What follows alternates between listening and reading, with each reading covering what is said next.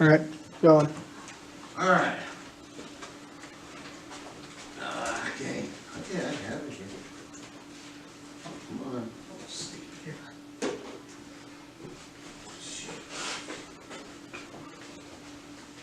Turn it on, Rodney, it helps. There we go.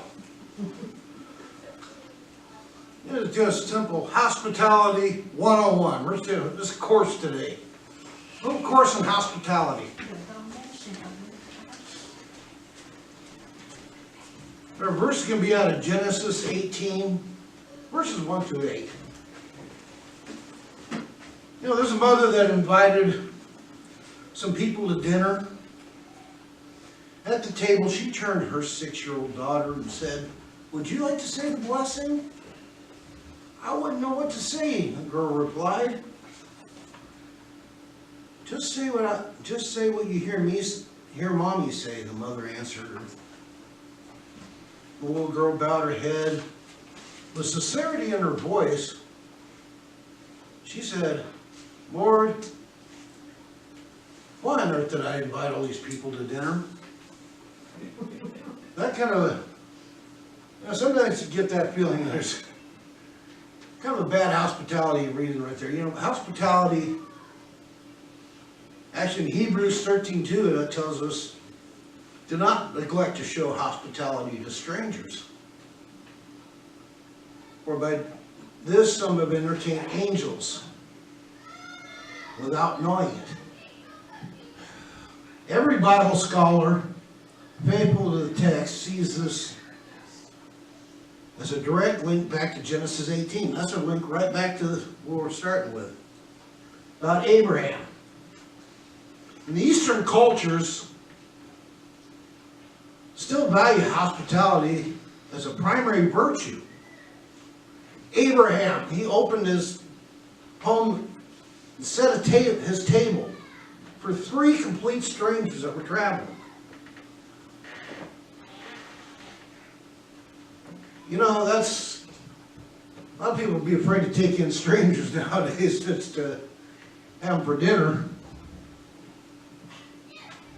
You know,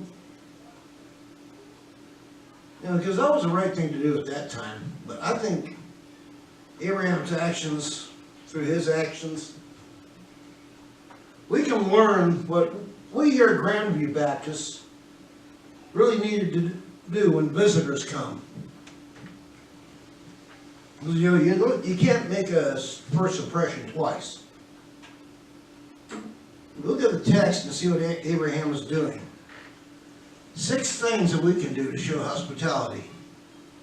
The Lord appeared to Abraham near the great trees of Mamre. Mamre, I believe it is. While he was sitting at the entrance of his tent, in the heat of the day, Abraham looked up and saw 3 men standing nearby. When he saw them, he hurried from the entrance of his tent to meet them and bowed to the ground. He said, "If I found favor in your eyes, my Lord, do not pass your servant by. Let a little water be brought, and you may all wash your feet and rest under this tree. Let me give you something to eat so you can be refreshed, and then go on your way. Now that you have come to your servant." "Very well," they answered, "do as you say."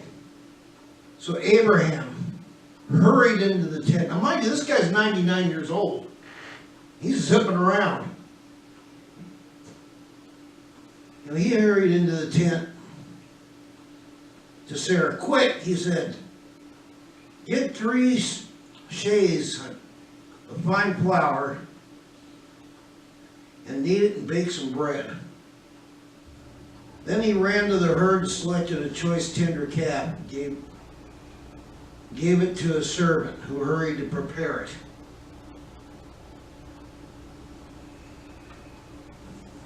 He then brought some curds and milk, and the calf had been prepared, and these set these before them.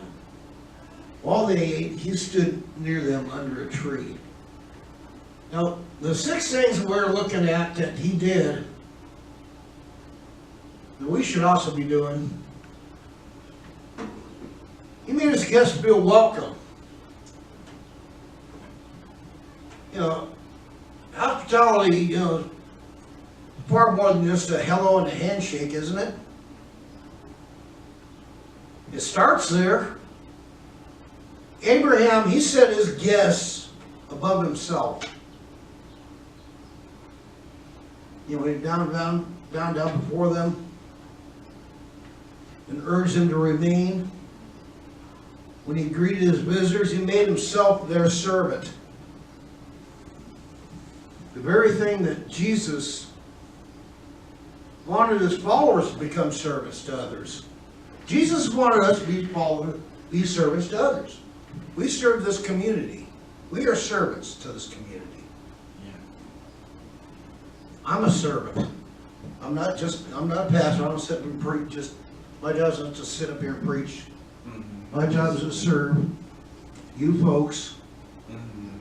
Serve this community. It's actually all our jobs to serve the needs of this community.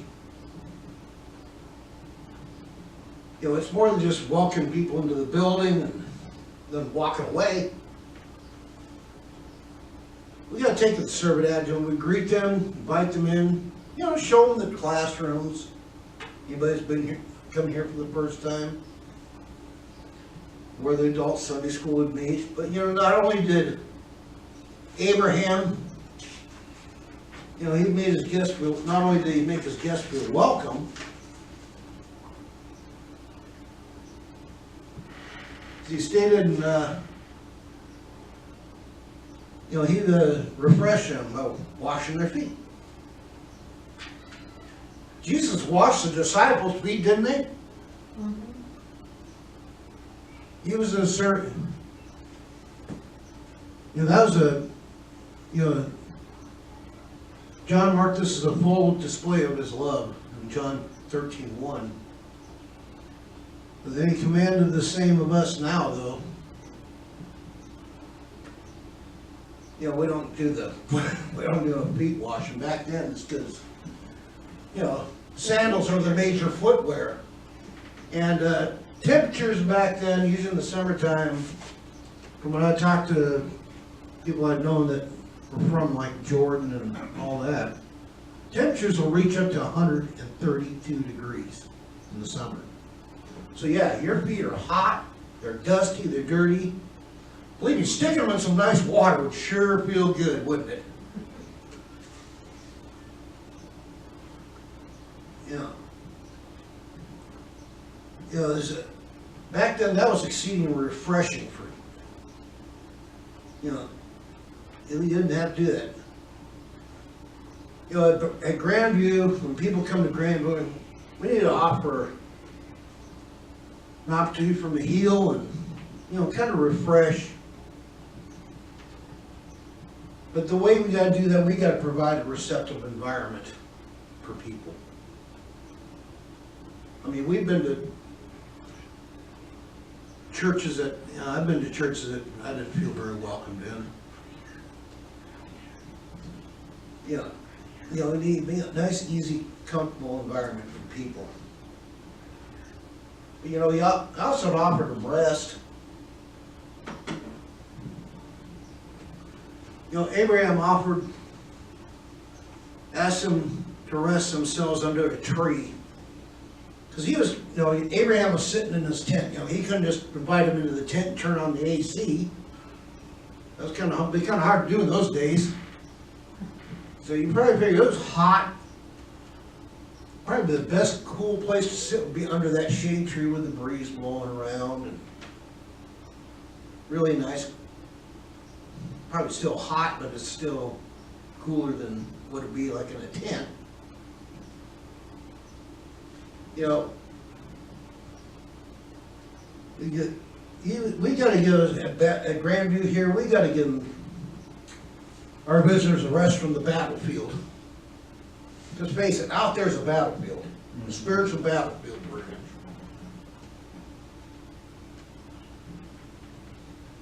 You know, you gotta come to, you know, one day people enter a church building because, you know, they believe it's a sanctuary from the outside world. That's why we call this a sanctuary. You know, life's hard when visitors go through this door. You know, it can be for any number of reasons that's out there. But the root of it is they want to find comfort knowing that there's rest in here. Rest from the battles of the world, freedom from office politics, angry neighbors. No, we all have those at one point or another. We always got those neighbors that are, you know, the grouchy neighbors. You know, rest from temptation. Whatever the problem, we need to be sensitive to the needs of those who come through that door. Offer them rest and security. But, okay, come on. You know, he connected to the rest, he connected, but you know, it's distinct that he gave Abraham, gave them rest, or gave them the best seat. Now, I've traveled on airlines before. It's kind of interesting. You got your first class cabin, then you got coach. A lot of people have flown on the airlines, haven't we? Everybody here's flown on the airlines? Anybody hasn't flown on an airliner? You got your first class, which is nice, roomy seating, best seats, nice, comfortable. Then you go to coach, which is like being in a cattle car with wings on it. You're crammed in there. You open, you know, you could just hear the guy next to you snoring and somebody behind you getting, I've had instances where I've had somebody behind me getting air sick, listen to them, that, and, you know, this is just wonderful. You know, but he gave them the best spot, though. Abraham gave them the rest. Rest yourselves under the tree. You know, it was the heat of the day, and that's probably the coolest place there was, under that shade tree. That's where there was room enough to accompany, you know, for the company to kick back, relax. You know, while there was only Abraham, he sat in a tent, on the door of his tent, to catch a breeze probably. But when guests came, he moved so that they could have a better seating, roomier seating around that tree, that shade tree. You know, after he made them feel welcome, you know, he refreshed them and offered them rest in a good seat. Abraham cared for their immediate needs and began to prepare them for what was about to come up. Now, getting back to the airliner, you know, wouldn't it be nice if they had first class throughout the whole entire airline? Because first class, you know, you get a nice meal in there a lot of times. Now you fly coach, you get maybe a flat soda, a bag of peanuts that you got almost have to, you know, get a machete to open with because they're impossible to open that bag of peanuts they give you. I think they do that for amusement purposes, don't they? Just to sit there as a spider's innocent and watch you laugh at you struggling to open these things. But you know, let's think about the guests. Do we give our guests coach treatment or first class treatment? Do we just offer them offering this is what we bare minimum we can get by with. So you're doing that, you're also offering God the bare minimum you're getting by with, we can get by with. Would you give God coach treatment? Or would you give him first class? I would say I'd give him first class, wouldn't you? Mm-hmm. And we should give everybody first class treatment that comes through that door. With that, he energized them, verses 5 through 8. That he energized them for the road ahead. Pay attention to the phrase. After that, you may go on. Abraham, he set out to ensure that they were fully prepared for the road in front of them. I offer them a meal. And what, man, was it a meal? I mean, it was a big old meal. No ham sandwich. This is like a humongous Thanksgiving feast. And that kind of reminded me about, I borrowed a hunting rifle from my wife's grandma, Joanna's grandma, or grandpa. I brought the thing back after cleaning all that. I brought that rifle back and put it back in its case. Her grandma was going, "Oh, would you like a little bit of a snack or something before you go home?" Sure. I didn't think of it. Next thing you know, she's bringing out leftover roast, bring out ham. I'm bringing out what the heck? Well, I'm going to be bursting at the seams if I eat all this. But she wanted to make sure. She had that biblical sense of hospitality. Abraham's sense of hospitality. He wanted to make sure, she wanted to make sure I wasn't hungry when I left. If I was hungry when I left, it was my own stinking fault. Because there'd be nobody to blame but me. It was, now this type of feast when you talk about, when he mentioned about this thing, the bread, which was about 33 quarts of flour. That's nearly 50 pounds of flour. And a little oil, baking on hot rocks in the summertime. Good shot. Didn't have microwaves. Didn't have a convection oven. That ain't gonna work too good. In the form of pita bread, it looks like a thick, I kind of like pita bread. It's a nice thick thing. It looks like a thick pizza or a thick tortilla. You get the concept of that. That was a lot of bread. They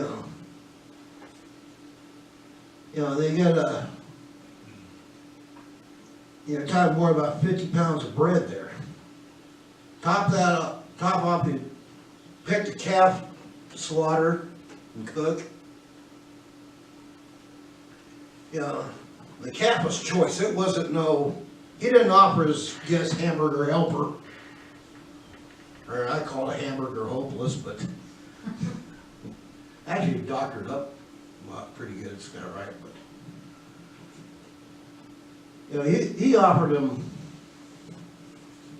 you go to different restaurants, you get a steak from different restaurants, you can tell the quality of each one. You get your grass fed or you get your commercial quick feed and slaughter them. You can taste the difference in them. And you also see the difference in when you get the check for the dinner too, but we're not talking about that. Now, mind you, I'm not advocating for a weekly potlucks or anything like that, okay? Because I know that'd be a little too much to deal with. But, we need to make, we're talking about is feeding our visitors God's Word. And I'm going to do my best not to give them a ham sandwich sermon. I want to give them something good and solid they can really fill up on. Something that will last them the whole week. So they come back again for the next meal. That's pretty much what we're talking about, energizing. Energizing people spiritually. Last but not least, he stood ready. Abraham stood ready and waiting for an opportunity to serve. He took the attitude of his herd. Now this guy was rich. He could have had his servants do everything. But you know what? He chose to serve them.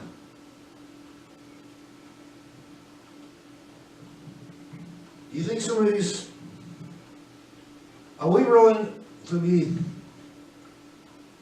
have a sense of servitude to others? You know, Abraham took the attitude of service. He saw his personal responsibility to see their needs were met. What, didn't he? That was it. He took it as his personal responsibility. Grandview, why don't we take that attitude? It's our responsibility to see that our guests that come in here are met. Their needs are met, their spiritual needs. If we can help them out with it physically.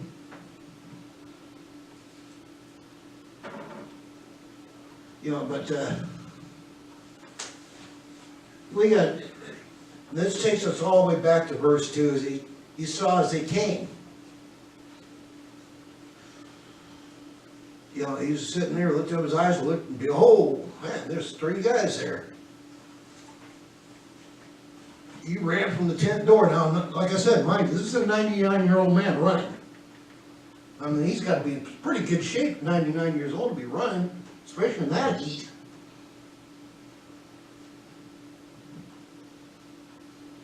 I put this one's kind of last for a reason. It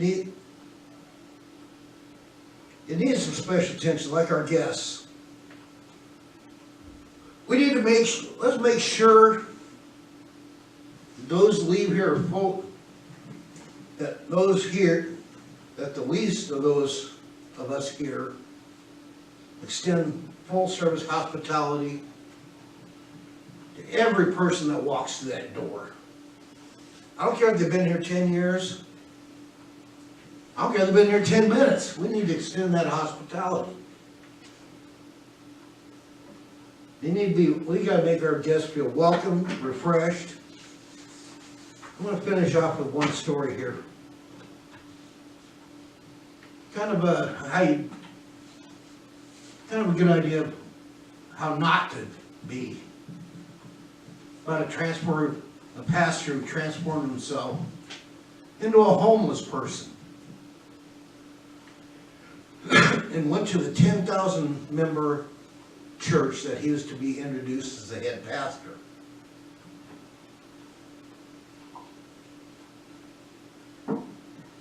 You know, he was supposed to be the pastor at it. That morning he walked around the soon-to-be church for 30 minutes while it was filling with people, you know, for the services. Only 3 people out of about 7,000 to 10,000 people said hello to him. He asked people for change to buy food. No one in the church gave him any. Change. He went into the sanctuary to sit down in the front of the church and was asked by the ushers if he would please sit in the back. You know, he greeted people. He was greeted back with stares, dirty looks, and people looking down on him. He sat in the back of the church and he listened to the church announcements and such. When all of that was done, the elders went up.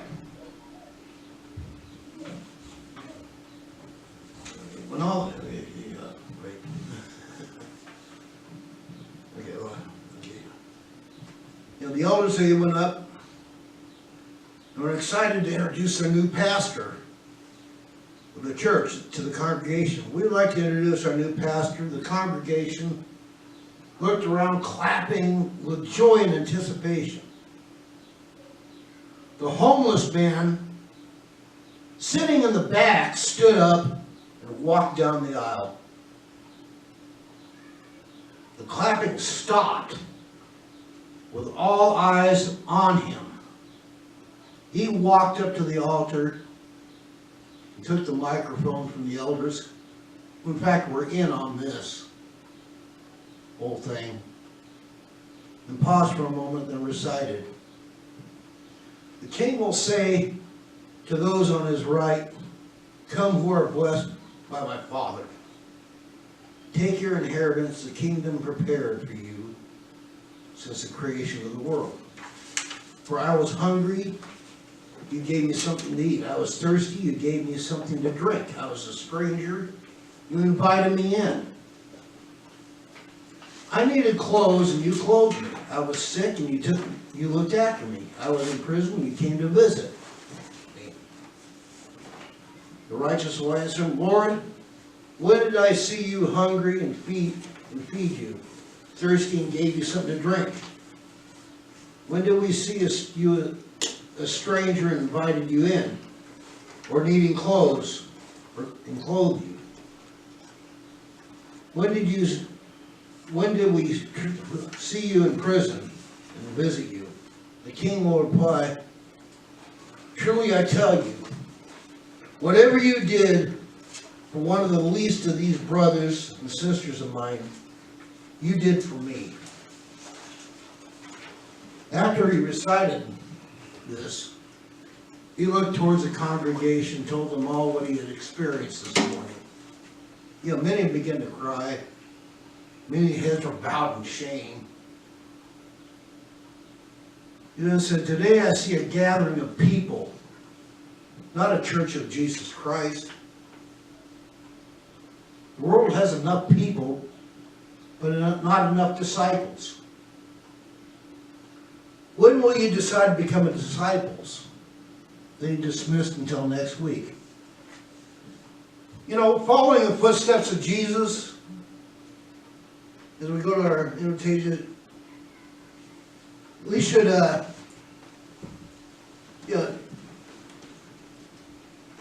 we should more than just talk it. We ought to be a lifestyle too, so others can see it, see the love about you, share in it. Be a Christian all you want, but at least follow the teachings Christ gave of Christ.